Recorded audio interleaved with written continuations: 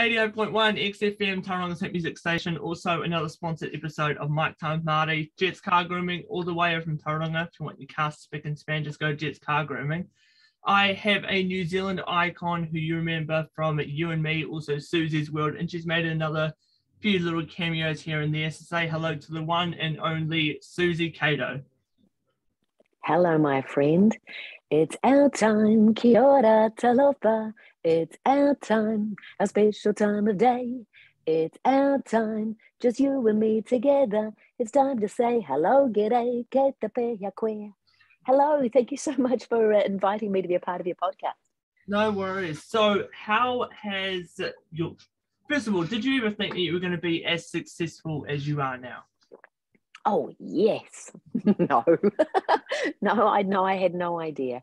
And absolutely love that after all these years, Auntie Suzy is still a part of people's lives. Very much so. So I grew up watching you as well as some of my other family members. How has your career been impacted by so many people from my generation to other generations? Oh, look, it's been impacted so positively. Mm-hmm. And I started it in television in 1990 with Russell Rooster and the Early Bird Show. Martin, are you old enough for the Early Bird Show? I'm 19, so I don't think so. No, you're not. Okay. So, okay. Oh, this one is for your older podcast listeners. Mm-hmm. It was, yo, doodle doo dudes, have a cock-a-doodle day. Actually, oh no, I haven't got him around here. I normally have a little rooster soft toy in this end of the rumpus room, which is my set, but no, I haven't got it in here at the moment. But so that was a fun way to start my time in television, a live puppet show, and then went on to make 3 p.m., which was a set that I had. Oh, I don't even have a proper photograph of that. A set that I had helped create. I sat on a huge oversized pumpkin or shifted over to the massive oversized boot when a guest came, because the boot was far more unstable and you'd rock to and fro. So we put the guest on the pumpkin and then I would sit on the boot. And we linked with both of those programs. We linked all the cartoons together and had a bit of fun. Played some games, interviewed some people, asked a whole lot of interesting people about their lives, and had them answer a question from Marty mailbox, which was this massive big mailbox with big, red, juicy lips. And I'd put my hand in, pull out a letter, and there'd be a question from a child. Mum makes me eat peas and I don't want to. I don't like them. What should I do? Margaret Mahi answered that question, and she suggested that you very carefully line your peas up on your plate, put your knife and fork on top, and then carry it out to the bench without letting the peas roll out from underneath. And true Margaret Mahi style, she was wonderful. But we had all kinds of very cool guests, and the chance to answer some questions from kids, like about sibling rivalry, about bullying, and about abuse. And although we didn't actually go into specific details, when it came to the abuse, we were able to show kids in the front of the telephone book. You don't see too many of those these days, but in the front of the telephone book where you could get help if you needed. And that kind of changed my whole attitude towards television, I guess, and making television. It made me realize that what an amazing tool TV could be. And I'd been in radio for many years prior to that. Wow, many years, 3 years or something like that prior to that. At that age, I think I was only 21. It felt like an awful long time in radio. But yeah, so that's how I ended up in on You and Me. I was the second host for You and Me. The previous one, Pauline Cooper, had older children, but then she had the arrival of some younger children.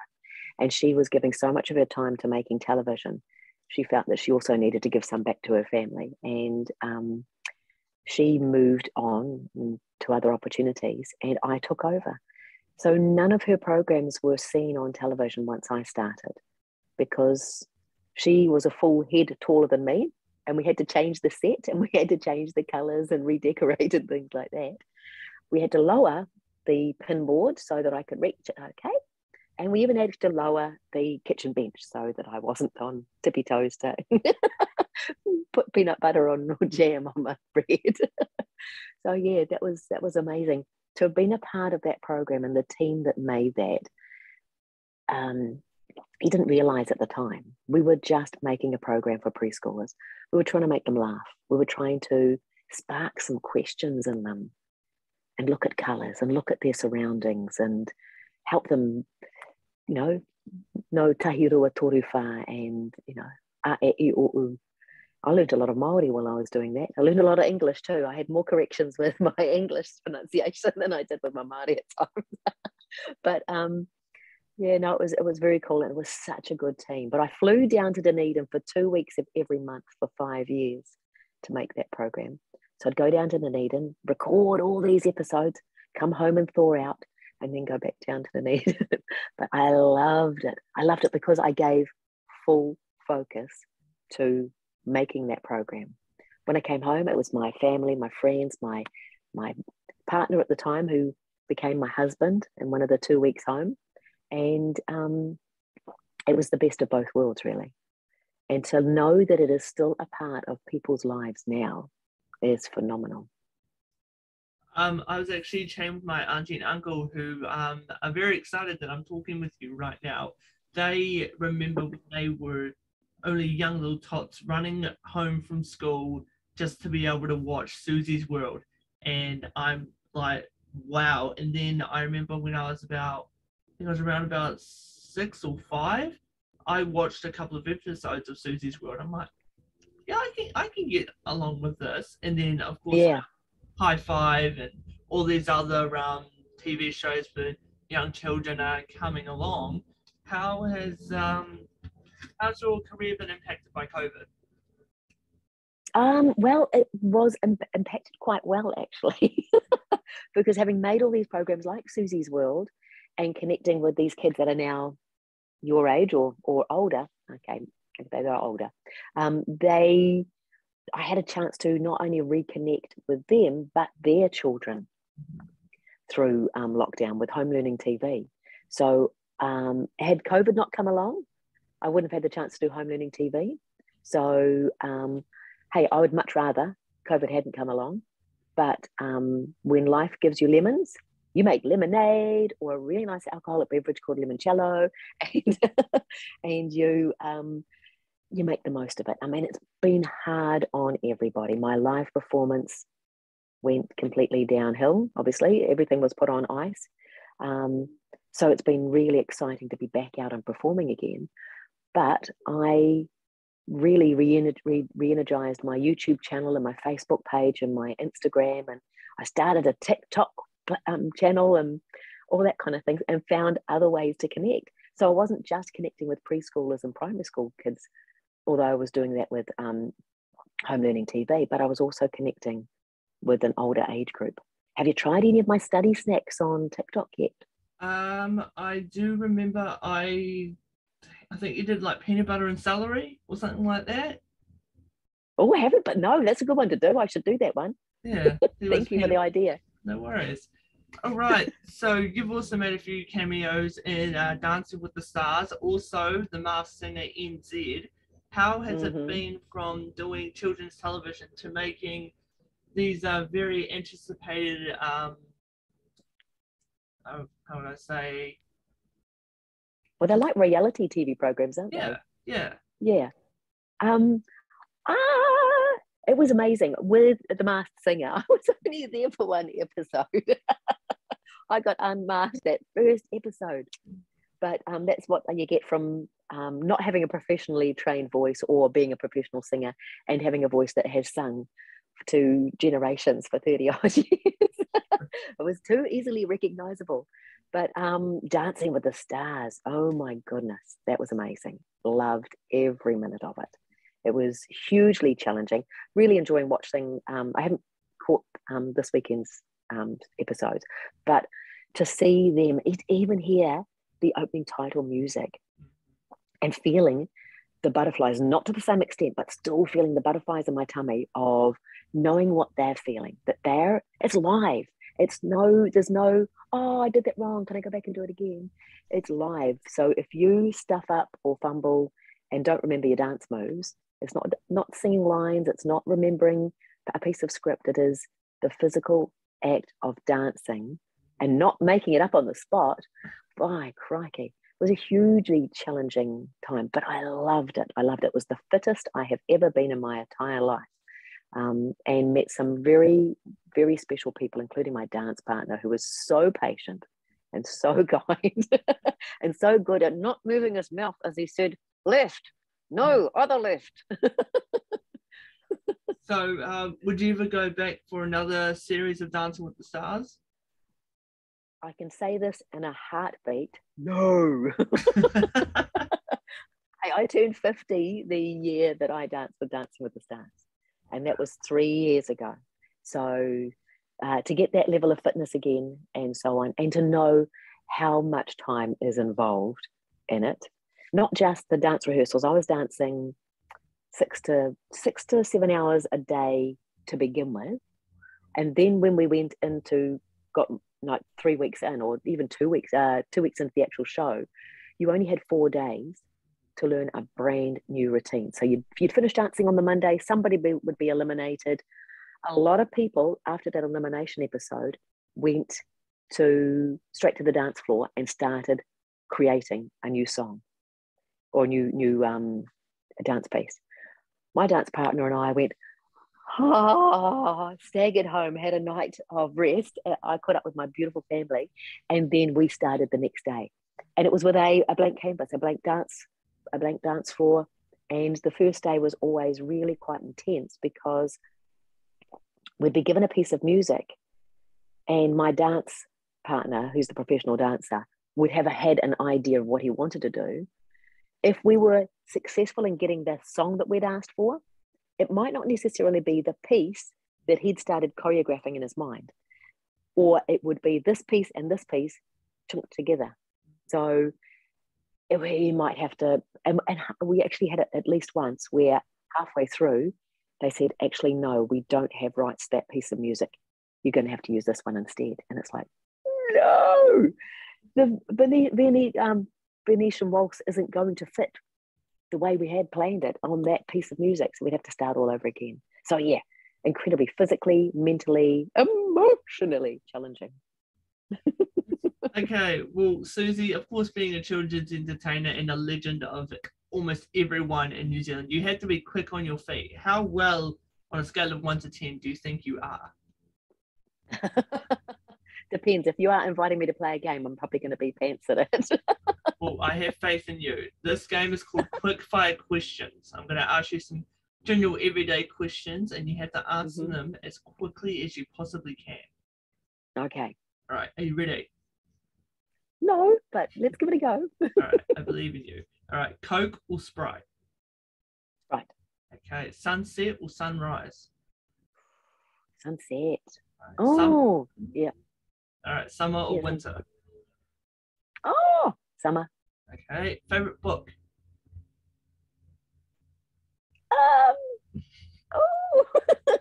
Any of the ones behind me? Oh, I tell you, I can answer this one. Okay. One of my own.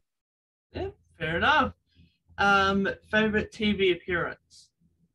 Oh, that was a guest appearance, or was the show that I was making? Oh, okay. I'll go. Okay, I'll go You and Me. I have to say that has a special place in my heart. Okay. What was the highlight of your radio career? Ooh. Having my own air shift from 10 until 2 in Whangarei.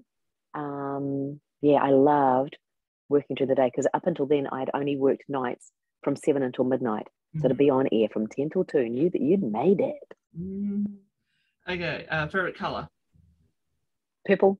Cool. Favorite song? Sprinkle a little sunshine over you, it's mine. Okay, favorite TV presenter that is not yourself? Oh, heck. Okay, I'm going to go with Catherine McPherson.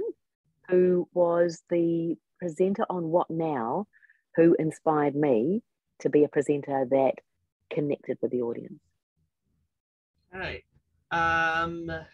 Let's go with, on a scale of 1 to 10, how would you rate your spice tolerance? About 5.5, 6. Okay. So if I was to give you this bottle of Tabasco as a present, Yep. what would you? Thank you very much. I would put it in guacamole. Ooh, yes, that sounds just good. a few drops in guacamole. If you could control one app like TikTok, Instagram, or Facebook, what app would you control?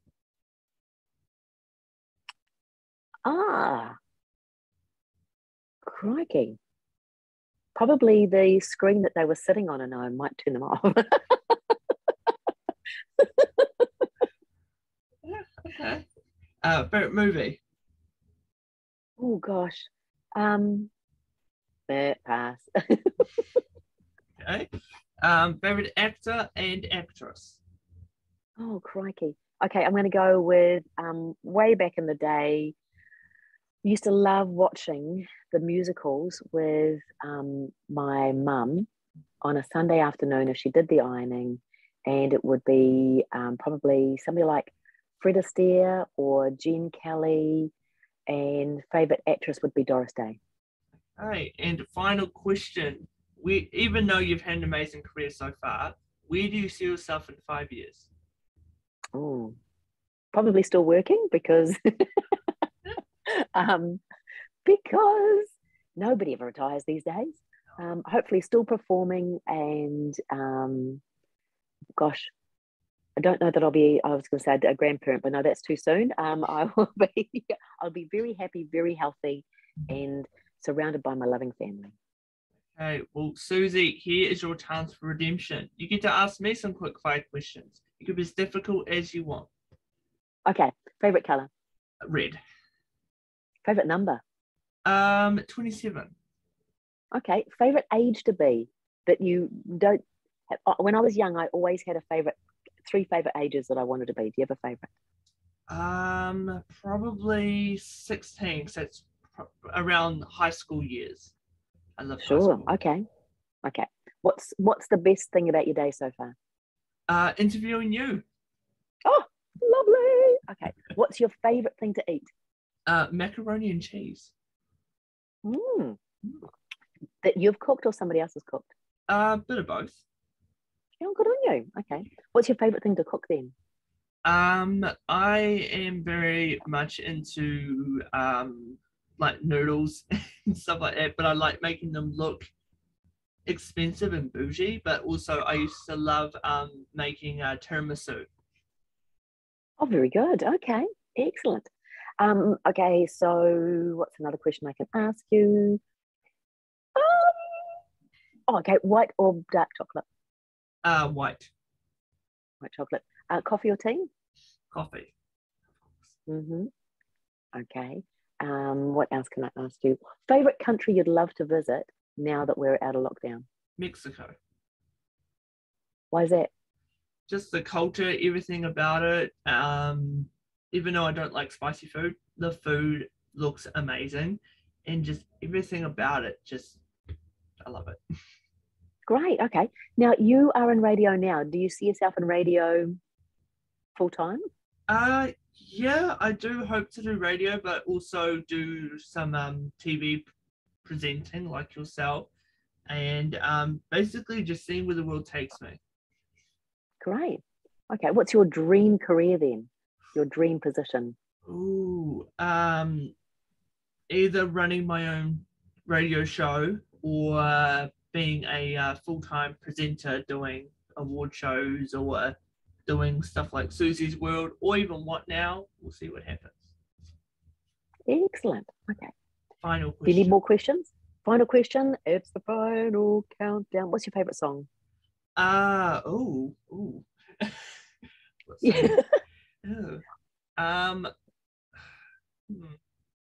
Tragedy by Bee Gees. Really? Wow, that's awesome. Yeah. Can you sing it?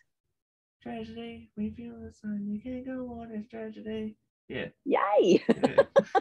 Why that particular song? It's upbeat. I'm a person that likes to go for runs but listens to really like upbeat music, so it keeps me energized.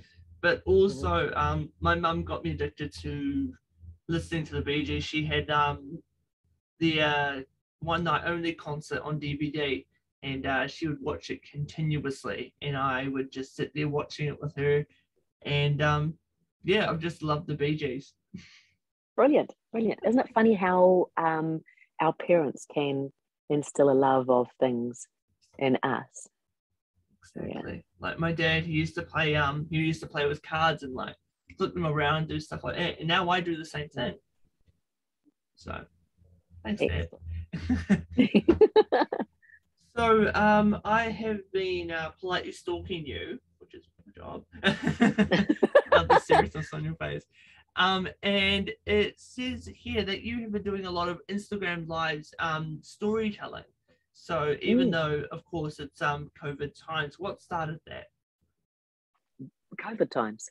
Oh, yes. COVID times, basically. It was a way of connecting. I had started planning all the content that I was going to be doing for kids, and I had been invited to help with home learning TV. And the kids and I sat at the table that very first week of lockdown, 2020. What month was it? It was been March or something, wasn't it? And March the 25th was when we went into lockdown. It's a Wednesday. And I think on the Friday, my daughter and I had done our first TikTok dance because I thought that's a way of families connecting. I was going to do the whānau challenge of parents dancing to their kids or kids doing, whatever, challenging their parents to do something. That never happened because home learning TV just took over everything. But I said to my kids, man, there's going to be a whole lot of rangatahi, young Kiwis that are not going to be able to go out tonight. They're all stuck at home and it's going to be a bit of a shock to their system. How about I read them a bedtime story? They thought it was funny and thought, yeah, give it a go. So I did. And I still read a children's book, but it was one of the chapter books that I have here behind me. And it did really, really well. So I read as regularly as I could, given all my commitments with home learning TV, which I was doing in this little studio set as well. And not only was getting all the props and setting it all up and all the rest of it, but my husband had to learn how to use the camera, had to use the editing equipment, all those sorts of things. And then we had to find a way of getting it over to TVNZ. So there was so much time involved with all of that. I didn't get to do as much reading as I had hoped to. So the following year, in the next lockdown or two, I started reading more and more books. And yeah, it's a great way of connecting because you get to say all the hellos around what you're reading. So many people have enjoyed the deeper resonance of my tone, of my voice and so on, that it's been nice knowing that they're just sitting there having some calm time, having some connected time, maybe a little bit of time out. Maybe the kids are listening with young parents and so on. It's just been a really nice way of connecting and of profiling, highlighting some New Zealand authors. So I've just become a narrator for Audiobooks New Zealand. And this book here is about to be released on Audiobooks New Zealand or audiobooks.com. It is Elastic Island Adventures Flip Flop Bay. It's the 6th in the series. And I've read from Jewel Island, I think Jewel Lagoon was one that I read from. It's a local author, Karen McMillan. And I'd started reading her and several other authors during the last lockdowns. And she said, I really enjoyed your reading. Would you be prepared to be my narrator when I release this book? So that comes out, I think it's the 20th of May. Okay, so I have seen on YouTube that you were at a radio station with one of the fewer guests that have been on my show, Penny Putty from Solomeo. Oh. So how was that experience for you? Oh, wonderful. The three of them are just such lovely, lovely guys and are so talented and so generous with their time and with their praise of a voice that isn't quite as good as theirs. Isn't he lovely? Yes, he is amazing. We had a bit of a dispute about what pie is better, but yeah. Oh, really? Yes, mince and cheese or steak and cheese. So. Oh. Mm. Yep. Okay. So long as it's got a gluten-free wrapper, I'm for either of them. I'll give any of them a go. But it has to be gluten-free. Oh yes, of course. And also, I saw that you were interviewed by our Prime Minister, Miss Jacinda Ardern. What was that like? Yes, I was really, really good. Yes, look, I've met her a few times. We actually spoke at an event, Letters to Ourselves, in Wellington. Gosh, would have been about 4 or 5 years ago before she became Prime Minister. Gosh, maybe even longer. And she's just so down to earth and just a lovely, lovely person. So it was good fun. I felt like I wanted to ask her heaps of questions, but you're also very respectful and didn't like to overstep boundaries. Okay, well, Suzy, have you seen a show called Hot Ones? No, what's that? So it's a show where Sean Evans, who's the host of the show, gets his celebrity friends to eat hot wings. We don't. Hot wings. Yeah, hot wings. So I'm going to take a little idea from that show, and I'm going to dabble into your Instagram, where you're going to pick an image, and you have to give us the more in-depth story about that image.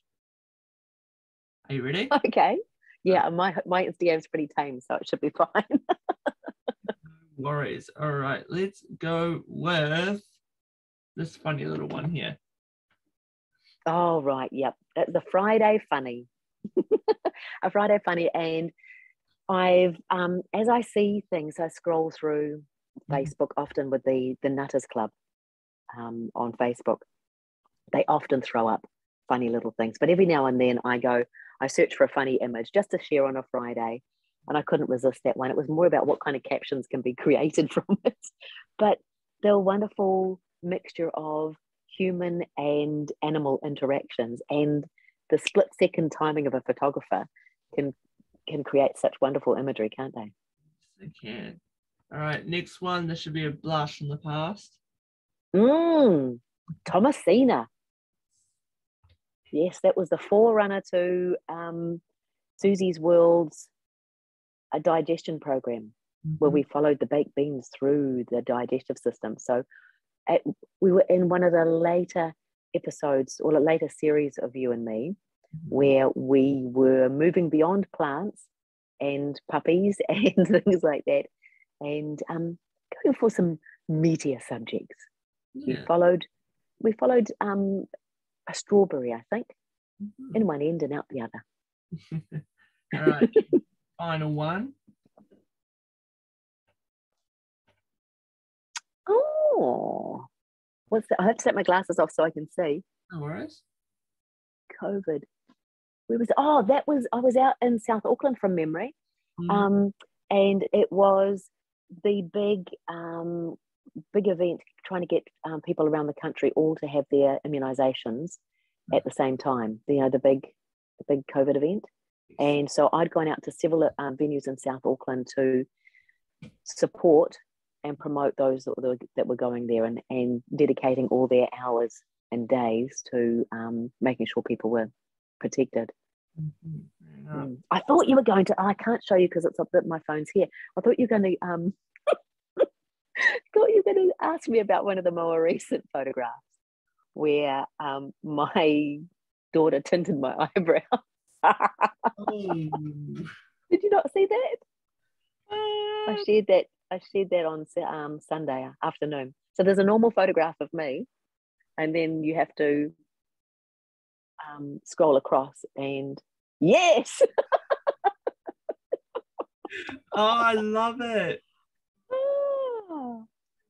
Okay. So as you can see, the end result isn't too bad. No. But it took a great deal of cleanser, great deal of scrubbing with the flannel, and then some spray tan remover to get it off. I was a bit frightened there for a while that I was going to be interviewed with those eyebrows.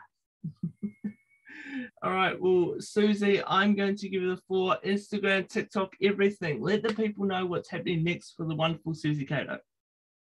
Okay, so I curate the New Zealand Children's Musical Awards, and they are on Sunday, the 15th of May. Mm-hmm. We'll find out who the best children's song is. Find out the best children's music song, the best children's music video, the best children's artist or album, and we'll have announce the Basting Prize, which is somebody or an individual or an organization that is contributing towards the lives of children. So that's on May the 15th. On May the 20th, the audiobook Elastic Island Adventures Flip Flop Bay will be available on audiobooks.com with yours truly reading it. And I have an event coming up in June. At the moment, they're all pretty much closed events because we've been starting to create them while we were in this the red traffic light. But I'm creating a schools event for intermediate school age kids, which has the component of the Salvador Dali exhibition at Spark Arena, and then an event that I called Sounds Fun, and that's about interactive music experiences and opportunity. So hopefully we'll have about 800 intermediate school kids go through that from lower decile schools throughout Auckland. And the idea is eventually to grow that. But yes, there's plenty on the horizon. So watch this space. And these eyebrows. And these eyebrows. All right. Well, Suzy, it has been an honest pleasure. Thank you so much for taking your time. What are you doing for the rest of the day? Hey, I've got a whole lot of work to do in the lead up to the awards, and then I've got to go and pick up my kids from school. And yeah, there's plenty going on. All right. Well, Suzy, can I have the pleasure of you singing us out? Definitely. See you later. It's time to say goodbye. See you later. I've really got to fly. See you later. It's time for us to end. See you later. We'll be back again. So long. See ya in Ohura. Goodbye, my friend. Thank you so much, Suzy. Thanks for having me. No Thank you.